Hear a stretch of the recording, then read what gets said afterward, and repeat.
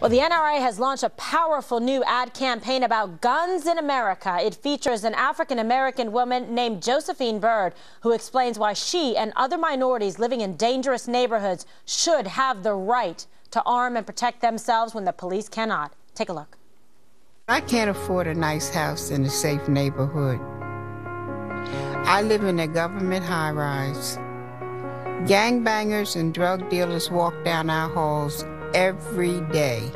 My neighbors and I were scared. We called the police, but they can't keep us safe. The housing authority told me if I bought a gun to protect myself, they throw me to the streets.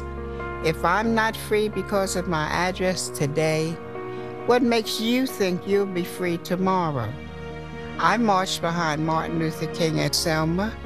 I know my rights. Now I have my gun. I am the National Rifle Association of America, and I'm freedom's safest place. And it isn't just Josephine Byrd either. A recent Pew poll found that 54% of African Americans believe owning a gun does more to protect them than pose a risk. So should this ad make anti-gun liberals rethink their position on gun control? That is a powerful video and message. Me? You're up. No, do you think there would have been looting in Ferguson if every shopkeeper had a boomstick instead of a broomstick? They would have found another way to express themselves. If you're against this woman, you are a racist and a sexist. And let's tackle the sexist part first. Men have 50% more muscle mass, so a gun is a force equalizer. The gun is the best rape whistle you can have. It makes the weakest woman equal to the strongest thug. You're racist because you're depriving people that live in as she says, crime-ridden areas from protecting themselves. So if you don't want her to have a gun, and that is white privilege.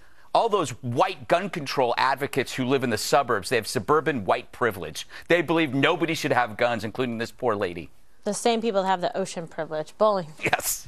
So 2008, Supreme Court reaffirmed our right to protect our homes with a firearm, but the problem is only 31% of homes have a firearm right now. 25% homes have a security system, but this number, 1.5 million burglaries per year. Per year, 73% of those happening in private homes.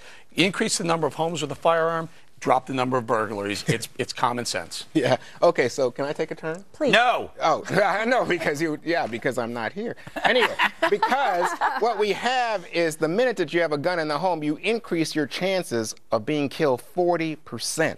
That you're talking suicide. No. I'm talking suicide accidents and accidents. Okay. Let so me just say, you also increase your risk of a car accident if you own a car. No, but that's ridiculous. There's no, it's a fact. No, if you're more likely to be in a car accident if you're in a car than if you're not in a car. You need a car to go places. But anyway, let me finish my point. But you can get in an accident in a car. You were talking a moment ago about race, and here's my feeling about this. Yes. 55% of gun homicide victims are black people. Only 13% of the population, 55% of the victims, which is why you think, gee, I wonder why, urban blacks, including, unlike this lady, or the man, another Chicagoan who was in the Supreme Court suit who said, I want the right to a gun because of these gangbangers in the neighborhood. You wonder why. High percentage of black people not only are dying from these crimes, but know people who have died as a result of gunshots. And guns are a real threat in poor communities. Which is why they should have guns to protect themselves from the assailants, because you left out who the assailants are. Who they're shooting? The people who are shooting. People are most of the so time. If you say the law-abiding person cannot have the gun, even though you cannot control the guns that are in the arms of the gangs, you are actually creating more victims.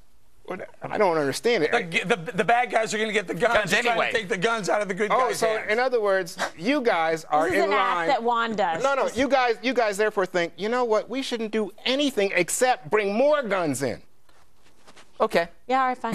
You see, that's what I think. No, what I'm saying is everybody has the right to protect themselves. And the woman made a very important point.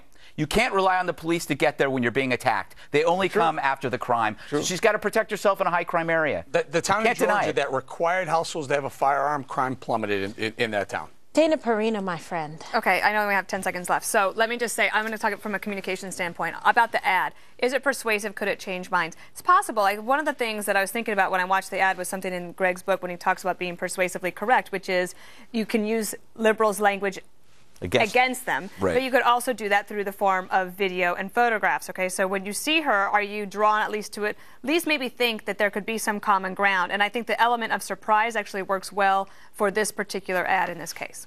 I think so too. I think it was effective and I liked it. Think outside the box.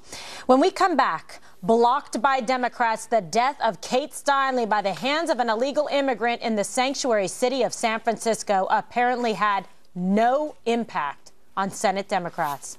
We're going to tell you about the important legislation they just railroaded next.